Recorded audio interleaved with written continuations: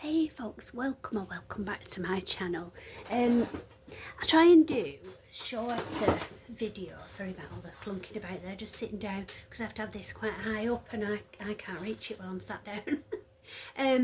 Yeah, so somebody once said that the videos were too long and they needed to be short because people don't have the attention span to watch like hours long videos and things.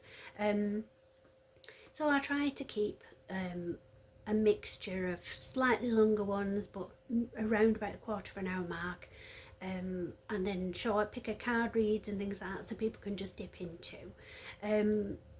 But I do feel drawn to do a longer reading here, and it's about your spiritual journey. I feel really drawn to use these cards for guidance about you, where you are on your own spiritual path, where you are with linking into spirit and becoming more of a spiritual being yourself. So understanding the whole spirit realm, what it means to you, how you fit in with it, what you feel drawn to do. So before I even start using the cards, I just want to tell you something that the advice I was once given, and it was really helpful because it kind of led me down this path. So I wouldn't be here sat doing this now for you had I not had that initial advice. So I was kind of interested in spirits. I've always believed in ghosts and that there's something more to life than it doesn't just end when our physical body stops working, is what I've always believed. Now, I felt drawn to share the reasons why I do what I do. Growing up, I wasn't encouraged to do this. It was something to be feared in the house that I grew up in. It was something that was frowned upon. If I ever said anything that I could see or sense or knew, it was just dismissed and brushed off. So to try and break that cycle, I've encouraged my children to, and always believed them when they've seen things, because both my son and my daughter both are psychic, even though my son shut it down and my daughter doubts herself and doubts her abilities. They both are gifted, spiritually gifted. So I'd always kind of known things and and seen things and heard things. Like, for instance, I used to have like a little music box, a little wind up thing. So it's like a doll, basically, a little doll on a little plastic base, and you turn the base around, the doll spun around and played Frere Jacques. And it was given to me by a little old lady who was my great auntie's friend, and she'd never had children of her own, and she was a lovely lady. And she used to always send me a little dressing up book. You know, I don't know, they probably don't even do them anymore. I'm 55, so if you're of a similar age, you'll remember these. But there used to be like little books that you could get, like little like a colouring in book, but it was like a little doll that you'd pop out. You sort of cut around the tear around the edges, a little doll that popped out, and then there's little dresses and outfits and things that you could then fold over these little tabs over its shoulders and put on different outfits. And I used to love them, and she used to get me one every year for Christmas, bless her, lovely lady. And then one year she broke with tradition and bought me this little music box, and it was really cute and it was lovely, but it freaked me out because it did used to just set off on its own even when it wasn't wound up. So that was one of the things. Then I had a piano teacher when I was younger, just in junior school, and she used to come into assemblies and play the piano for us to all sing hymns and stuff in assembly. And I approached her one day and asked if she would teach me how to play the piano. Anyway, long story short, lovely lady, and I did start having piano lessons with her, and then she died quite suddenly. And afterwards, for quite a while afterwards, I would smell her perfume around. So those are a couple of examples of things that happened around me and that I sensed. But I just assumed that that was the same for everybody. I didn't think I was any different from anybody else. I just thought that everybody was the same. Until I turned 18, and I loved my grandparents. My grandma and granddad were my people. I felt loved by them. I didn't feel that by my parents. It was, I'm feeling uncomfortable even sharing this with you, but I feel I need to, because somebody's going to be able to get something from these messages. It's really hard for me to share this, but so yeah, dysfunctional family. Didn't feel loved at home, but I felt loved by my grandparents. They were really, really special people, and I had such a strong bond with them. I only felt safe and happy and loved when I was with them, is the bottom line. And so they used to have a caravan that they would go to, a static caravan in a place called Poulton Fylde. If you're local to me, you'll know it.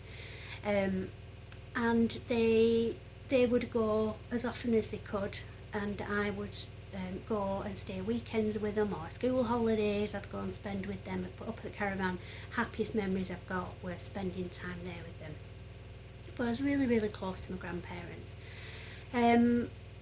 And then we'd gone to visit them, because they used to go off like for a month at a time to like go abroad. In the winter time they'd go away for a month every now and again, because it worked out cheaper than having the heating on, they said. So they would go away full board, and basically it just cost them the price of the drinks, and it was a cheap thing to do. So basically when people first started going to Spain and stuff, maybe in the 70s I think it must have been, so they carried on doing this. They went all over the place, and for quite a length of time, which was awful for me. I loved that they were happy and enjoying life, but it was like my safety and security and love had been taken away with them for the period they were away. Anyway, this particular time, they were staying for quite a period of time up at the caravan in Poulton. And so we'd gone to see them. We used to go quite often to visit them, which is something at least my parents did for me. They let me spend time with them quite a lot. And so we'd gone and visited them. We'd had tea, we'd had a game of cards like we used to do, and sat around chatting, and you know, until it got quite late and we had to go. And as we were stood in the hallway, sorry, it's making me feel emotional even just reliving it. As we were stood in the hallway and we were hugging them goodbye, I just knew that that would be the last time that I saw my granddad. I just knew. And there was no questioning it. There was no, oh, don't be ridiculous, the self-talk that we do to talk ourselves. I just knew. There was no ifs or buts around it. I knew that would be the last time that I would see him. And I just didn't want to go. I couldn't stop hugging him. I used to keep telling him how much I loved him, how special he was, and they just laughed it off and like, right, come on now, yeah, I know I love you too, but come on now, it's time to go. And you know, you've got school in the morning because I'm in the sixth form. And so reluctantly I came away, obviously my parents, you know, and I said in the car back home to them, sat in the back, and I said I'm not going to see Grandad again. And that's the last time I'm going to see him, so I needed him to know how much he means to me and how much I love him. Whew. So, gosh, this is really hard to say. And of course they brushed it off as usual, but they glanced at each other, you know, like, oh, she's so weird, sort of a look that I used to get frequently. But within a couple of days, I mean, I think it was like Friday or Saturday or something that we'd gone to see them, and then on the Monday or the Tuesday, I think it was Monday, I came back from school, got off the bus, came home, opened the door, and I was greeted with the news that my granddad had had a massive heart attack and died on the way to the hospital. So although that was really difficult, it's a gift, it was a blessing, because I was able to express my feelings and let him know how special he was. Gosh, I'm so sorry, this is really hard to do. So that was the first time that I realised, actually, no, this isn't just this isn't a muggle normal. I must be able to sense things that maybe others don't do, because obviously my mum and dad didn't know it, my grandma didn't know it, it was just me that knew this. So that's how I kind of got into wanting to know more. And then the series of things happened, a couple of hauntings I had to deal with, and it was a lady that helped me to cleanse an old farmhouse that we were living in at the time, and understand what was going on there, and be able to help move on the spirits that were trapped there. So lots of stories I could share, but anyway, so this particular lady had said, right, I was absolutely terrified at the time, the kids were terrified, we ended up basically most nights all sleeping in my bed. So it was a really scary experience what we went through, and she said, at some point you're going to be really intrigued, and you're going to go down this path, and you're going to do this, you're going to tune in more to spirit. And I didn't believe it at the time, because it was so scary to me. I didn't for a second imagine I'd be doing this. But her advice, and it did stay with me, and this is what's led to this, was if you do feel interested in anything spiritual, so for instance she did Reiki, you don't necessarily just have to read cards or tune into spirit or see spirit, or there's different types of spiritualism and tuning into spirit and the universe. There's different ways of doing it, there's healers, there's lots of different things. So she said, go along to somewhere that sells, or the library or something that has a lot of books in this area of interest, and just see what you're drawn to. And that's exactly what I did, and I kept dipping into things, I kept going mysteriously, but obviously not, because I was led to do this. Books would just randomly appear in charity shops that fascinated me, or that just were relevant to what I was interested in at the time, and it's all led me to getting into doing this channel. This is what I feel drawn to do. So that was my spiritual journey in a nutshell. I'd love to know your experiences and what's led you to this point as well. So if you pop it in the comments, I really would love to hear and communicate with you about it all, because the whole thing is fascinating, because we all have different journeys. We've all had different life experiences that have led us to this moment right now, sharing this. And I'd love to know your story. But this reading is specifically for your spiritual journey going forward. It's been emotional sharing some bits of that with you, and I hope it does benefit you. I hope you do resonate and it helps you to open up more. Sorry for the background noise, I have got the washing machine on. So if you can hear that rattling away, I do apologise. But that's in itself is significant, because you need to know these messages to know going forward what to do. Don't allow yourself to be distracted by everyday muggle things, because this is important for you moving forward. So the intent of this, and what I'm feeling drawn to do, is a reading longer than usual, and if it's not of interest to you, then feel free to not watch the rest of it, but a reading for how you are going to develop what the energy is around you and your spiritual journey. So initially we've got outdoors. Go outside, get some fresh air and connect with nature to relieve stress and gain new creative ideas. So straight off, we're being asked to ground ourselves, and hand in hand with grounding yourself is protecting yourself. So people watching this will have varying degrees of knowledge about protection and grounding. So if feel free to fast forward if this is just teaching you to suck eggs, as my grandma used to say.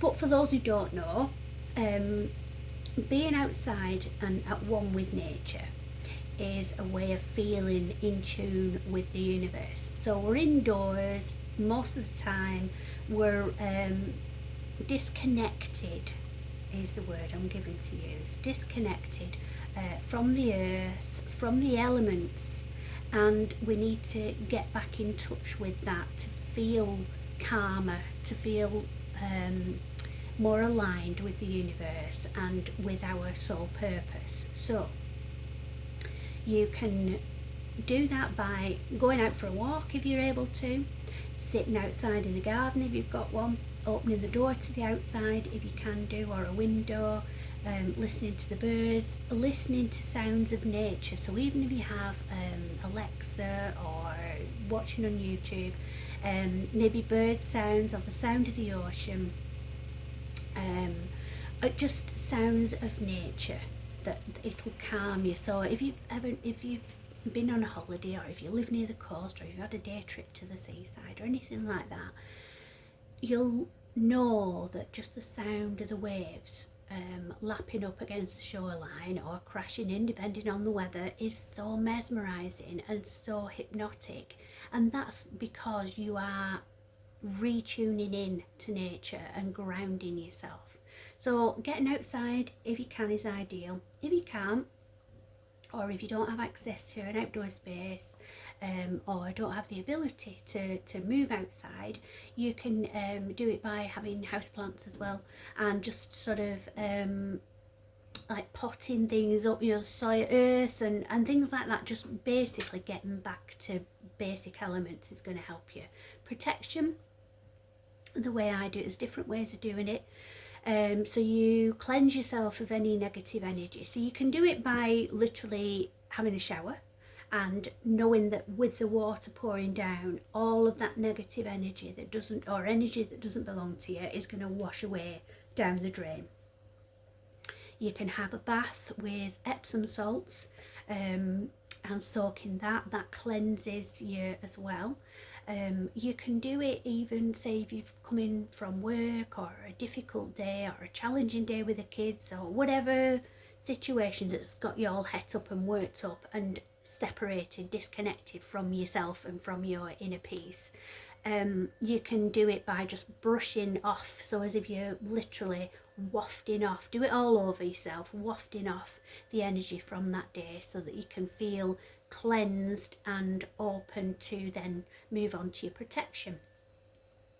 So then the protection, as well, with the cleansing, cleanse your space as well. So I always burn white sage incense when I'm doing readings. That cleanses away any negativity, so that it leaves the air around what I'm doing and the space pure and protected. You can also use smudging sticks as well.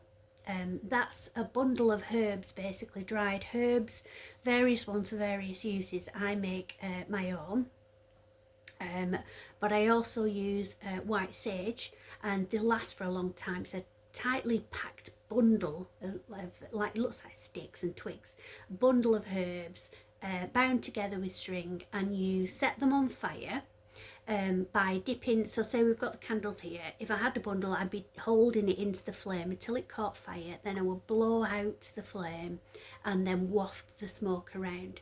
So I do it, there's different ways of doing it, but the way that feels right for me is moving it round in a clockwise direction, circular movements, wafting the smoke around. People use a feather or the hand as well to waft the smoke, so that it reaches every corner of the room of your house. I start at the top, so I start upstairs and I work round clockwise in a room as well. So I'm wafting the smoke, but I'm also moving around in a clockwise direction as well, to make sure that I cover every area of every room, working down, and then make sure you have doors and windows open as well to release that smoke, because the smoke is believed to capture the negative energy or energy that doesn't belong to you and then release it. So you want that smoke to be able to get out of the house. You don't want to keep it trapped and then have it just bouncing around the house not knowing how to get out. So you need to have an escape route for it. So that cleanses as well. Then the protection.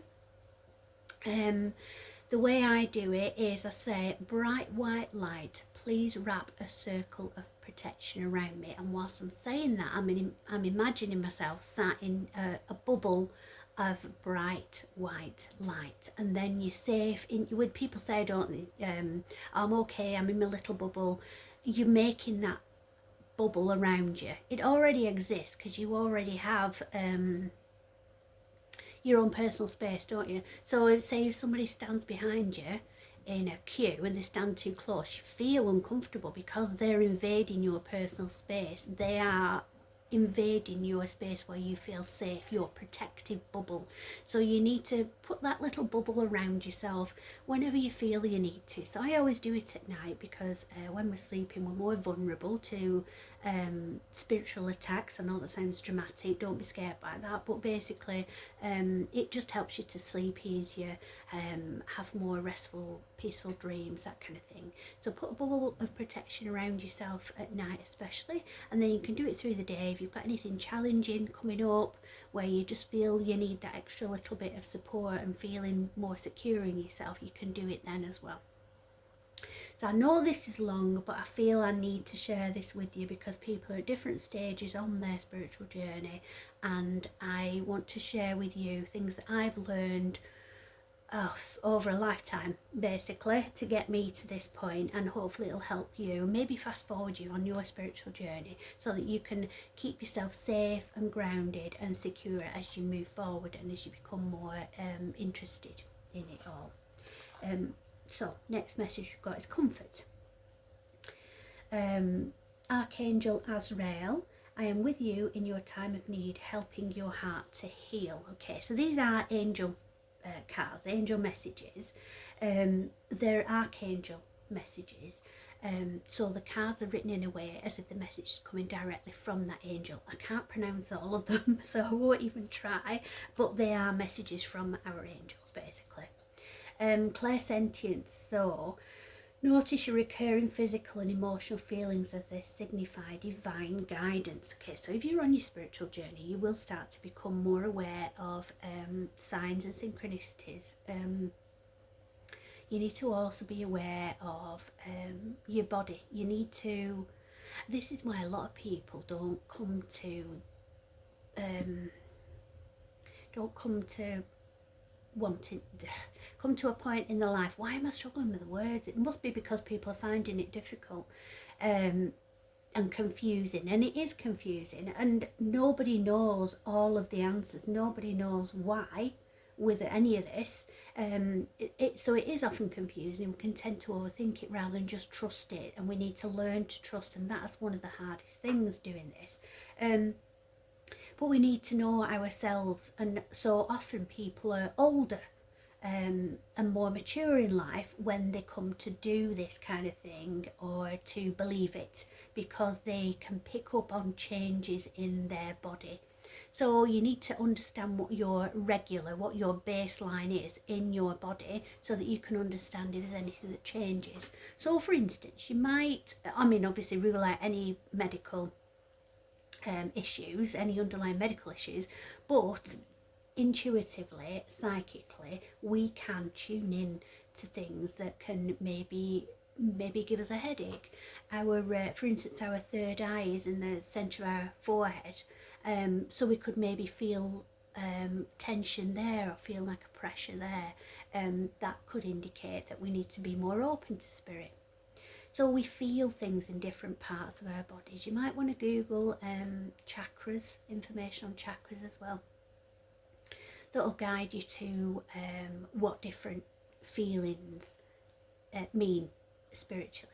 So for instance, when I'm reading, if I feel like a tightness or like my throat's a little bit blocked, that's what I refer to as a blocked throat chakra, because the chakra that's relevant to our voice, to being heard, to being able to speak out and speak up, is in your throat. So feeling that links to being blocked and something trying to suppress us from saying what we're saying.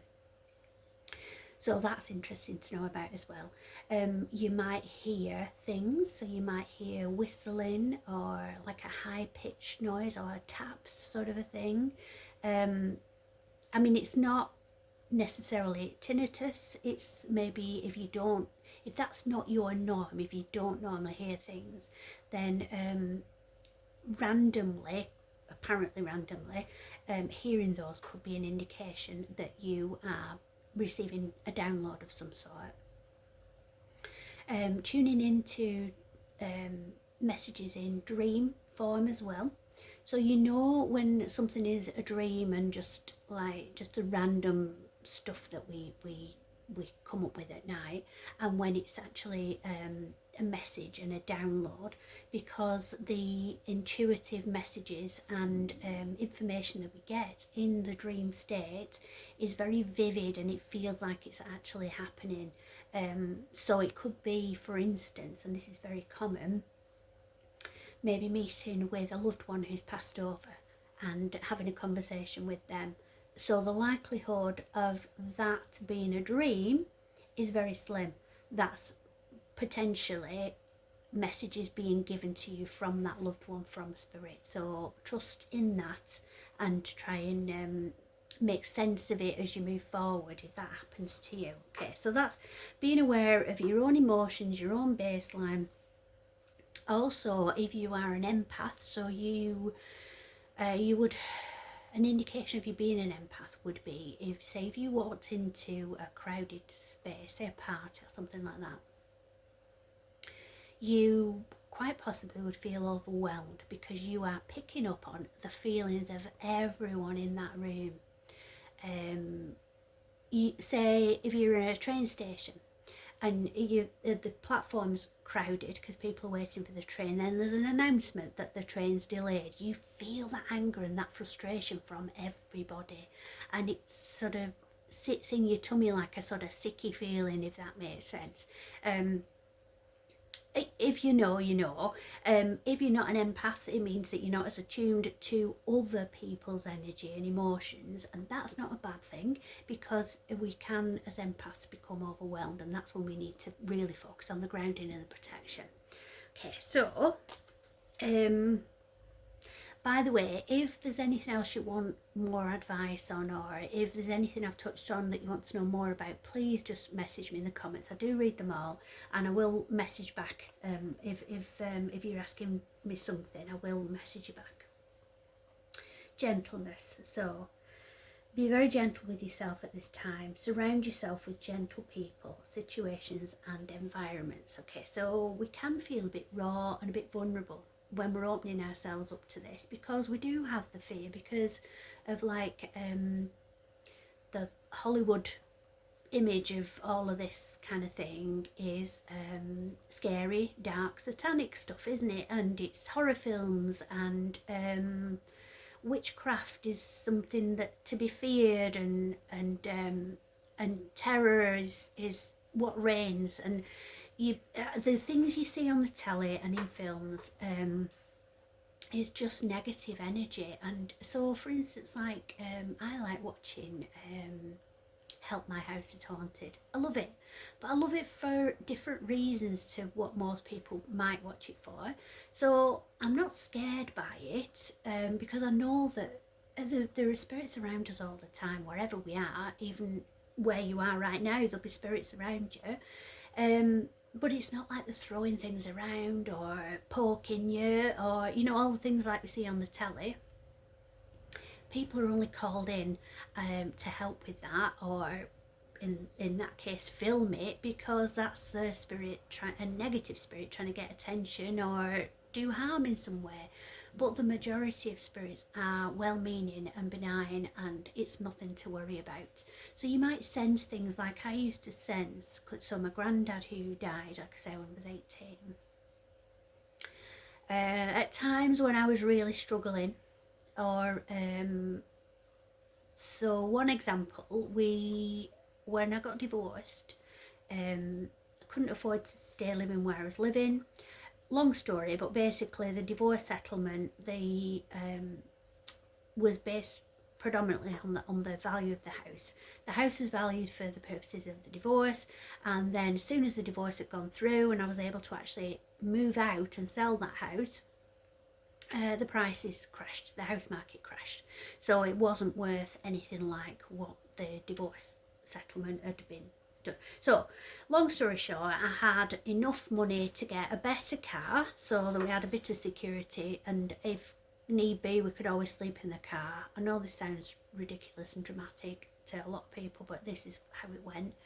And then enough money to cover rent for somewhere for about 6 months. So, see, I've got myself distracted now going down how awful that whole situation was, and I forgot the messages that I was trying to get. So this is like trying not to get distracted with the outside world, because now I'm tuned into that time and that challenging period. But you need people around you who are going to support you and help you. I was married to a narcissist who tried to isolate me from people, so that was really hard because I didn't have that support network around me initially, and I needed to build that up from scratch. And so you need to try and be around people who are giving you support, and even if you don't have anybody around you who you can turn to, be kind to yourself and know that you're never truly alone, because you do have spirits and angels around you. Okay, counsellor. You are a natural counsellor, and many people benefit from your guidance and reassurance. Often, if you are an empath as well, you'll find, like me, people are drawn to you.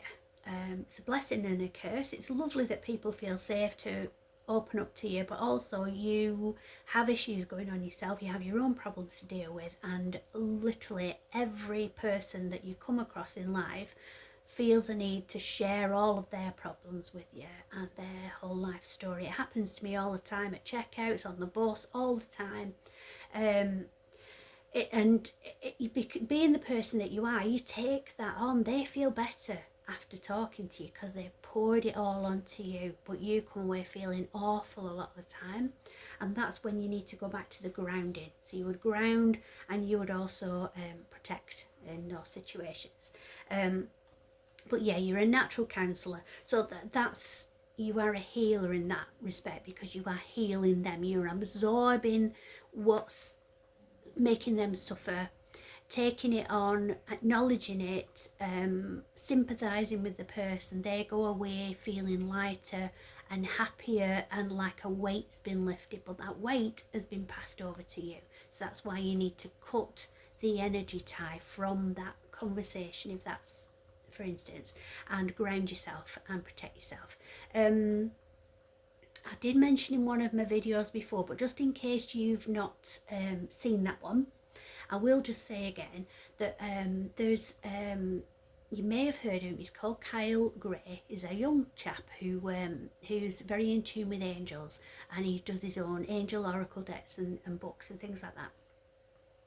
He did a really lovely cord cutting video, and it's a guided meditation that he does. It only takes a minute or two.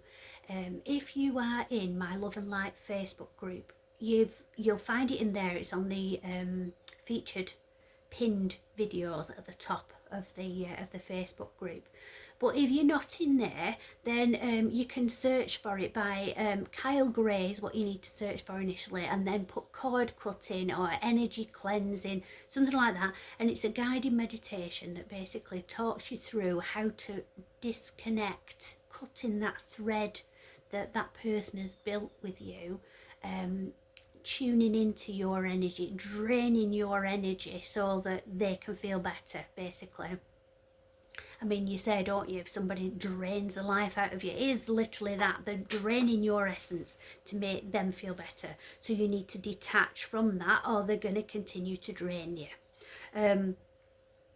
So it's disconnecting from that energy. I feel as well, when I do private readings, I always set aside a day for it. I always do them in the mornings if that's suitable for the people I'm reading for, because I tune into their energy. I feel what they're feeling. I know what they know.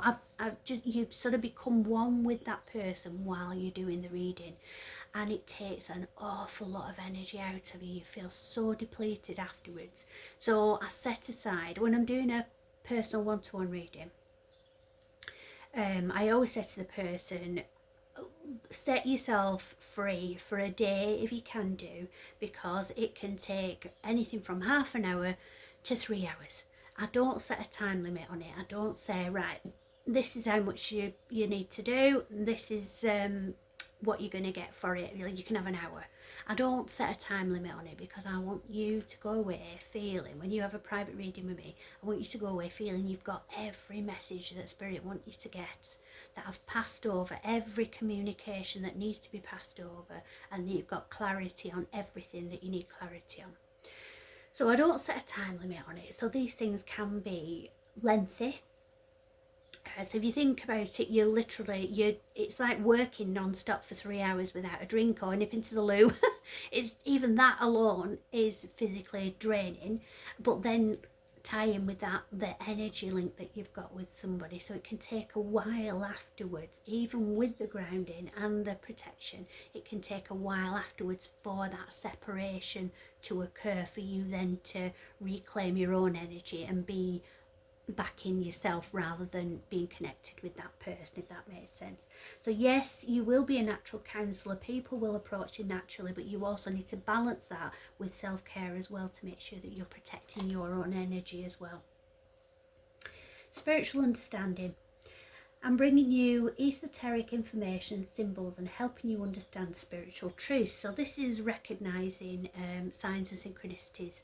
Something that I've always been very interested in once I started dipping into things and learning more is angel numbers and time synchronicities. So like reflective hours, so like 12:21, or things like that, or numbers that you maybe see on a bus or a registration plate, music that you hear, things like that. The messages that we are being sent, or like a feather, it could be a colour of a feather that you've not seen before. That's got a significance, because you are being sent a spiritual message significant just to you. So for instance, I had a black feather, quite a large black feather that wouldn't really be from any of the birds locally, literally on my doormat, on my doorstep at my front door. And so I googled it, and that's as simple as it is. You can just Google what is the spiritual significance of a black feather, and it brings you reams of information. So ultimately, in that case, it was for protection. It was a symbol of protection, showing me that I'm safe and I'm protected by Spirit. But anything that stands out, that makes you stop and think, so you might look at your watch and think, oh, that's odd, like the 11:11. Everybody knows about that right now, but there's every number potentially has a message. So anything that you see that makes you think, oh, hang on a minute, well, am I being guided to see that? Yes, you are, and that's the cuckoo clock basically highlighting it, singing it out loud for you. You're being driven to look up the meaning of that, because you won't know intrinsically what the message is. This is just another way of Spirit communicating with you, and it's a gentle, safe way of introducing you to receiving messages from Spirit, because you're not going to be scared by just looking at the clock and seeing a number, or seeing a bus pass by and think, oh, that's an unusual bus number, I'll look that up because it must be of significance. It's an easy, safe way to pass you messages that aren't intimidating. So look up whatever it is you feel drawn to check on. Just Google what's the spiritual meaning of, or if it's a number, type in the number in Google, and then just type, say for instance 333 came to mind, which might be significant, so look that up. 333, which I can tell you now is about spirituality, so it is significant. So 333, angel number, and that'll give you the meanings for that. Okay, so it's being aware of signs and synchronicities, so being aware of the messages that are being sent to you, and then finding your way of understanding and interpreting them. As you look into it more and you go further down your spiritual journey, you won't need to look up as many things, because you'll know, and you'll find that certain messages are being repeated, especially if you're not getting the message, as the saying goes. If you need it to be hammered home, you'll keep seeing it over and over again. Prioritize. So, Archangel Metatron, focus on your highest priorities. I will help you get organised and motivated. Okay, so we're always provided for. So no matter what happens, as spiritual beings, we have a job to do on this earth, and we are guarded and protected and helped along with the everyday reality of life, with the muggle stuff. Will always be looked after and protected, so you don't need to worry. You just need to trust that you will always be safe and protected by spirit, because we're here for a reason. Overcoming difficulties. So Archangel Jeremiah, the worst is now behind you and you're surmounting any previous challenges. Okay, so you probably will have had difficult experiences in your life. Most of us that are spiritual have, because we have to experience challenges and difficulties in life to have that empathy and understanding and compassion with people. So I've been through an awful lot in my lifetime, but that means I can relate to people and I can understand every situation that they're going through, because I've been through it myself, and I can offer advice and help to know that things are going to get better. So you will be overcoming difficulties by following your spiritual path and being guided down the path that you are meant to follow. You'll end up in the right place no matter what route you take, but being guided down that route, things will feel better and you'll feel like things suddenly make sense. It's like that missing jigsaw piece that pops into place and everything falls into place. And you are safe. Archangel Michael, I am protecting you against lower energies and guarding you, your loved ones and home. Right, so you are spiritually protected. You have what we call a gatekeeper that is, as it says, keeping that gate shut to anything that isn't coming around you with love and light. That's why I call myself Love and Light. That's why my Facebook group is Love and Light. That's why this YouTube channel is Love and Light. I don't want anything to do with dark, negative energy. I'm not interested in black arts and dark magic. I'm not interested in anything. It has to be positive. It has to be loving. So I will only allow love and light around me. And my gatekeeper blocks out anything else. So for instance, if somebody was to dabble with a Ouija board, and I absolutely insist that you don't, I really hope that you haven't done already, because it's basically putting a welcome mat out for anything and everything to come towards you. You're lighting up a match in the darkness for everything to come at you, and that brings good and bad, and it can unleash things that you really don't want around you, and it's very difficult to get rid of them. So don't be tempted to play with things like that. You need to set your boundaries like you do in life. On the physical plane, you need to set boundaries to keep yourself safe, don't you? You need to let people know, I'm not comfortable with that, stop that. You need to put your boundaries in place and be strong in those boundaries, and it's just the same with this.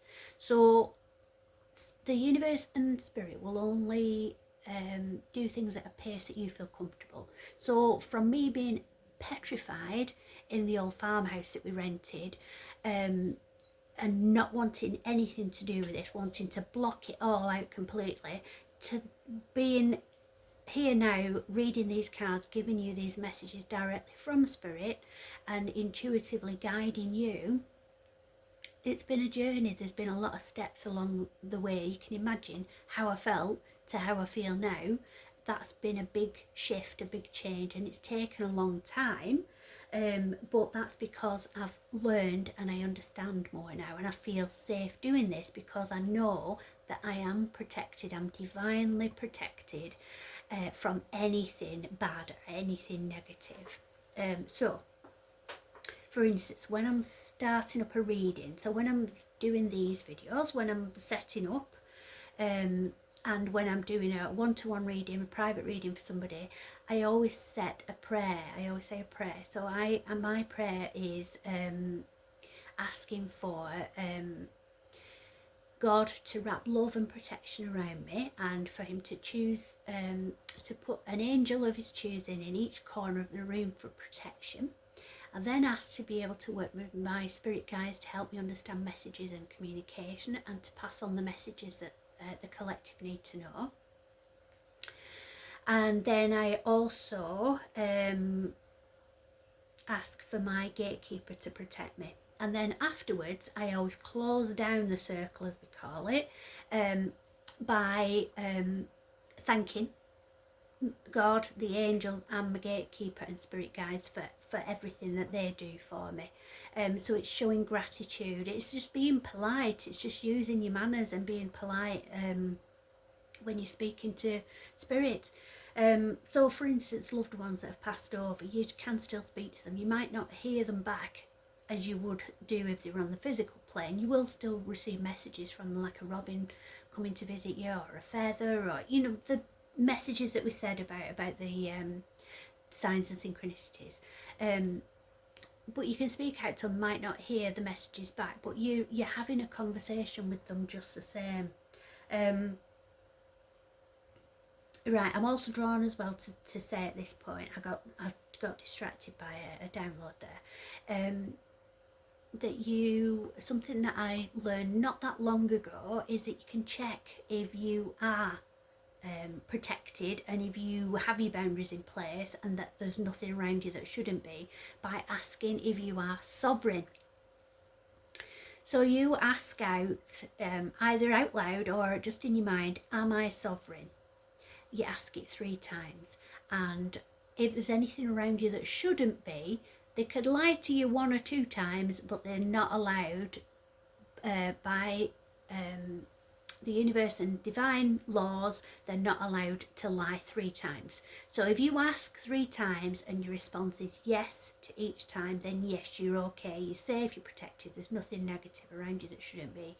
If you get an uncertain or a no, then there's something around you that shouldn't be, and then all you do to clear that is just ask of your guides. Just say, guides, please will you remove any energy that doesn't belong to me and remove any negativity from around me, and you'll feel it lift, you'll feel that energy lift, and then you can check again. Just ask 3 times again. Okay, so these are all ways that you can feel safe, and you just know that you're protected and loved by the universe and the angels and spirits around you, and that will help you moving forward on your spiritual journey. So I hope that's helped. Maybe I'll share more bits and pieces as we move forward, or do another reading like this, because obviously if you're watching these videos, and especially if you've watched this right to the end, then you do want to know more, and you're already on that path, and you're already thirsty for knowledge and wanting more wisdom on it. You're not going to get complete clarity, because I don't know all the answers. I'm just a channel. I'm literally the middleman for passing on the messages from spirit. So I'm just letting you know what I'm hearing and what you need to know. But I'd love to know what your journey has been so far, what's got you interested in this, and where you're at the minute with your spiritual journey. So please message me, because just comment in there. I'd love to know what's going on and what's led you to this point, and I hope this has all helped. So love and light, everyone, and I'll speak to you soon.